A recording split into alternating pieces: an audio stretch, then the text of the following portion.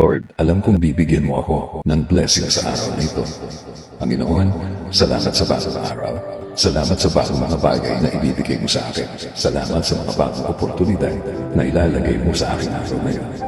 I know this day will be better than yesterday. I declare blessings today. I declare provision. I declare healing today para sa akin at sa aking mahal sa buhay. Alam ko na kapag kayo ang kasama namin, Lord, things will be okay.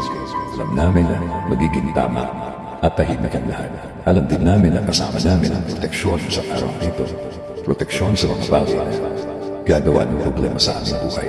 Sa mga taong walang alam gawin, kundi mag-istorbo ng kapwa nila at gumawa ng mga kwento. Invento nila. Panginoon, turuan niyo akong maging kalmado sa hasta ng tao. Give me the blessings of self-control. Tilihin yung tahimik at relax aking puso at isip sa harap ng mga problema. Ginawa ng mga tao ito. Alam kong nakikita at naririnig niyo ang lahat ng trabaho ng tao ito. Alam kong binabantayan niyo ang lahat ng gawa. Alam kong igaganti ako sa mga tao ito.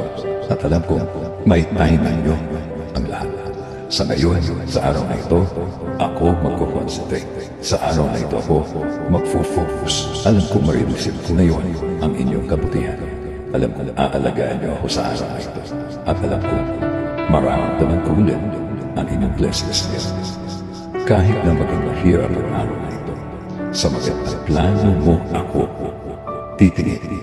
Sa magandang pangyayari na mangyayari ngayon, ako mag-aantay. At alam ko, matutuloy ang lahat. Alam ko, Lord, na kahit na ano ang sitwasyon, kahit na ano ang nangyari, matutuloy ang plano mo sa akin. Kahit na sino pa ang humarap, kahit sino pa ang kumontra, wala silang magagawa, wala silang pagkontrang maipaplano. Kaya, Lord, please continue leading my life. Ikaw na po ang magbigay ng direksyon sa aking buhay. Patuloy kong i-offer ang lahat ng parts ng aking buhay. Itinataas ko ang lahat ng aking plano, Lord. Ikaw na ang bahala sa akin at sa aking pamilya.